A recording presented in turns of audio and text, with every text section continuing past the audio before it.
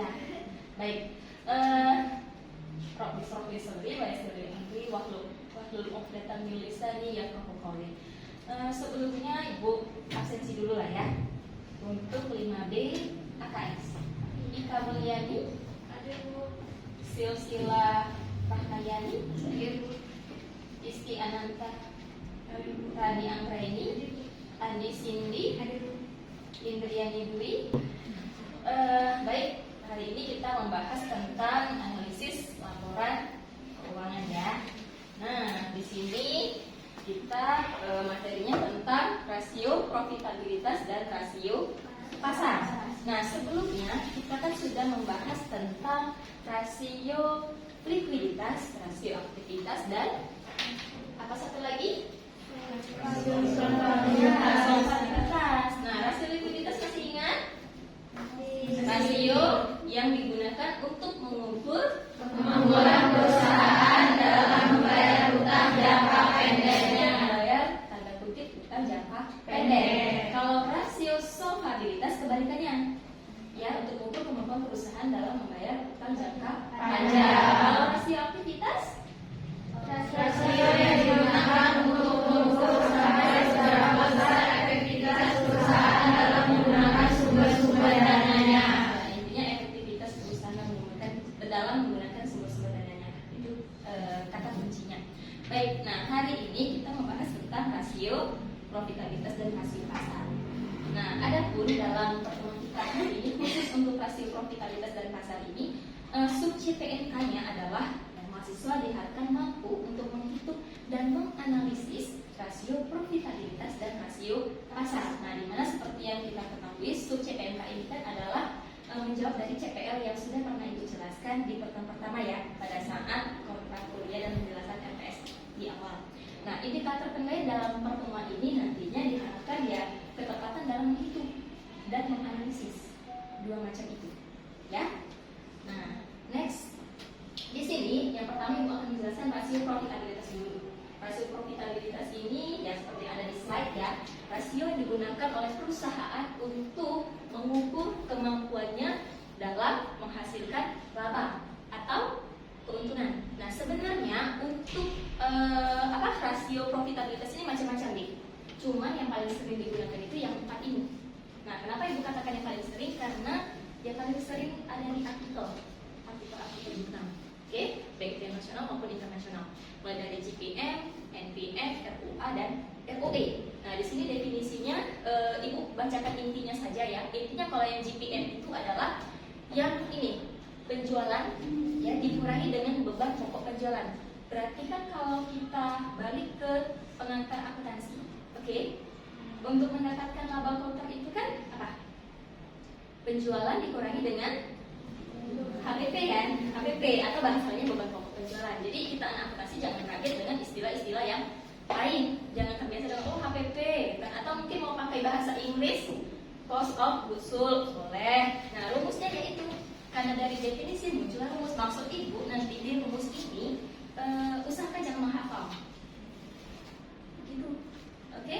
Tapi dari sini juga langsung bisa mengingat definisi tanpa harus saklek dengan bahasa buku gitu loh ya.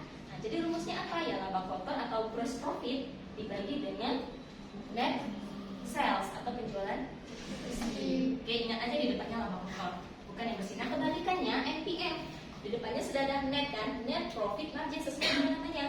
Berarti EAT atau earnings after tax. Tuh, untuk mengingat Ibu buat catatan di bawah. Oke, dibagi dengan penjualan bersih atau net sales. Nah, berikutnya ROA untuk mengukur seberapa efektif. Nah, kata kuncinya di sini efektif perusahaan ini menghasilkan keuntungan atas penggunaan aset. Jadi A ini kan aset, maka ROA nya waste. Berarti kemampuan perusahaannya untuk mendapatkan laba berdasarkan aset yang dimiliki. Kalau diganti E berarti kemampuan perusahaan untuk mendapatkan laba berdasarkan equity atau nama lainnya modal. Oke, berarti tinggal diganti di belakangnya.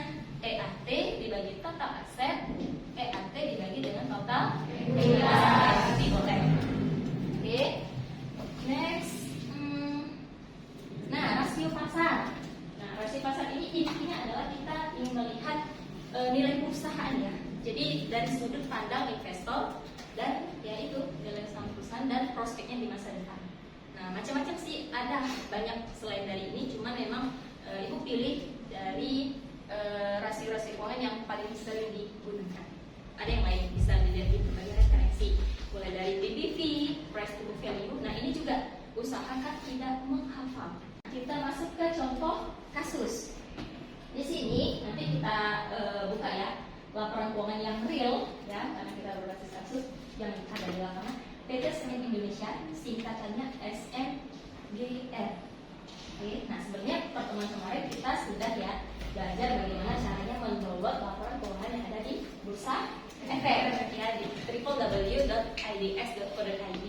Nah, nanti kita download yang 2023 aja karena dia sudah bergandengan dengan tahun sebelumnya, yaitu 2022. Nah, di sini adik-adik semuanya nanti kita hitung sama-sama ya, membahas sama-sama dan menganalisis bersama, berhitung rasio ROA, ROE, PBV dan Tobin. Ya, kita ambil 4 aja. Oke. Nah, next. Ini tadi link sudah Ibu share ya ke grup. Nah, silakan dibuka. Nah, oke. Ini di kelas yang bawa laptop berapa? 22. Mohon maaf yang ini tidak bawa laptop. Ya, nah jadi ada yang berdua, ada yang sendirian. Bisa dibagi saja. Jadi dalam hal ini meskipun kita belajar analisis laporan keuangan ya, kita tetap harus menerapkan moderasi beragama. Ya, salah satunya adalah kan ada 9 kata kunci itu. Oke, yang pernah sebelumnya sudah kita bahas di awal pertemuan di kontrak kuliah, penjelasan FPS. Salah satunya toleransi. Nah, jadi kita harus bertoleransi. Teman yang tidak bawa laptop ya, kita bentuknya tim aja lah tadi. Ada yang sendirian, ada yang berdua. Silakan. Yang terdekat aja. Ini sudah buka semua ya? Sudah connect semua? Oke, sip. Nah, yang pertama coba klik yang www.idx.co.id. Sudah? Coba buka dulu laporan keuangan dan tahunan. Yuk kita klik. Ini sambil mereview yang kemarin ya. Oke. Nah, habis itu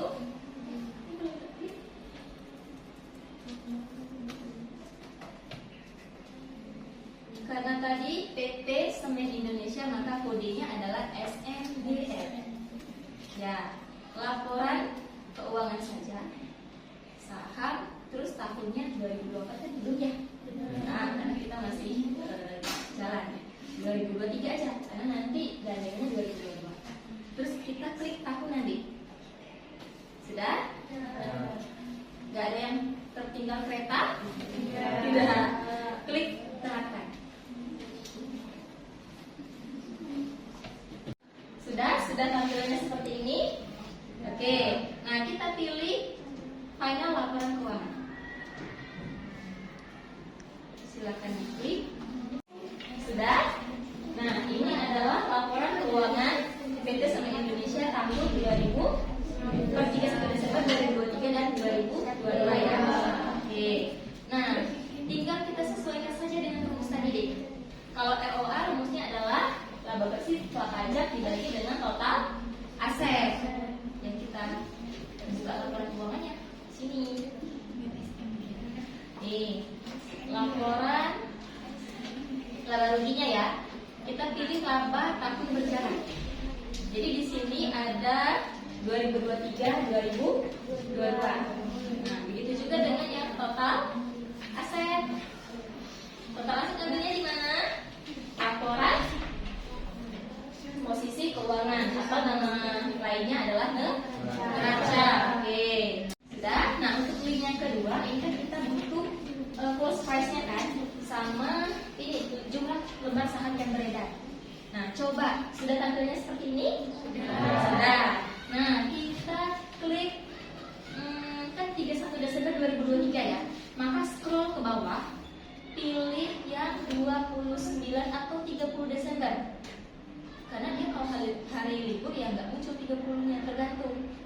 Tapi dia seragam semua kok. Kalau satu perusahaannya 29 Desember, semua juga Nah, coba cek dari 29 Desember 2023 sudah? Oke. Nah, ambil angka yang 3 kolom dari kanan, yang harganya 6.400. Scroll ke atas, coba kita lihat judulnya.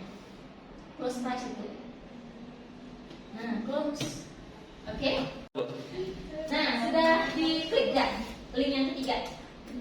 Sudah. Nah, apa yang muncul? Excel kan? Ya, Excel. Tunggu. Ini sudah hari ini. Nah, yang jelas ya, sekali lagi Ibu informasikan untuk close price, share outstanding itu nantinya di Yahoo Finance. Ya, mungkin ada website lain, tapi kalau Ibu kebiasaan dari sana biar cepet. Oke? Nah, selesai kan di kertas kerjanya. Ini kan contoh soal ya, 31 Desember 2022 dan 31 Desember 2023. Nah, kita sudah menghitung nih kan dengan bantuan Excel. Analisisnya gimana, Bu? Ini pertama ya, kita tampilkan dulu lah yang hitungan-hitungan tadi sudah masukin ke rumus ROA, ROE, PBT dan Kolinsky 2022 ini. Tapi ROE kan dalam persen, yang ini enggak. Tapi ada juga sih rumus yang tidak dalam persen. Itu fleksibel. Kemudian 2023. Nah, apa yang kita dapatkan dari angka ini? Analisisnya. Coba kita lihat sama-sama. 3,01%. Terus 2023-nya 2,81%. Turun atau naik? Turun. Next, ROE. Turun naik? Turun. PBT? Turun. Kolinsky? Turun. Semua ini? Iya. Nah, berarti apa yang dapat kita tangkap di sana? Kalau rasio profitabilitas naik, nilai perusahaannya ya naik juga atau meningkat. Tapi khusus untuk kasus ini aja ya. Tapi pengalaman Ibu meneliti memang profitabilitas nilai perusahaan itu signifikan saat ini dan berkembangnya memang positif. Mau berapa tahun pun Ibu pernah meneliti 4 tahun, 3 tahun juga pernah. Macam-macam sih perusahaannya, ada yang 45, ada yang pertambangan, ada yang GII. Nah, jadi ini Ibu tampilkan lagi walaupun ini sebenarnya sudah ada di EPS ya. Oke. Nah, mungkin ada pertanyaan dari teman-teman. Bu, gunanya apa sih kita mempelajari rasio profit, rasio pasar, atau mungkin 3 rasio sebelumnya ya kan? Nah, salah satunya adalah untuk bahan penelitian. Nah, ini adalah soal kuisnya ya. Tolong dikerjakan. Jadi ada 10 butir soal selama 10 menit. Jadi satu soal maksimal kami mengerjakan ya 1 menit. Nah, ini dilarang membuka referensi ya, referensi buku ataupun apapun itu, atau googling yang lain, buka tab yang lain. Nah, jadi apa yang dapat kita simpulkan dalam perkuliahan kita hari ini? Silakan, Henry. Baik, untuk perkuliahan hari ini dapat simpulkan bahwa untuk mengukur kinerja suatu perusahaan. Ya, dan itu tergambar dari rasio profitabilitas ya. Nah, kemudian siapa ya? Silakan Ersi.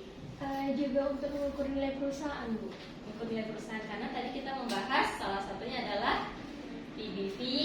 Apa tadi PBV? Price to book value. Kemudian Kolinsky ya, itu salah satunya yang paling sering digunakan. Coba satu lagi deh. Cynthia mau tunjuk tangan ya? Kok malu-malu? Sebagai dasar untuk mengambil keputusan.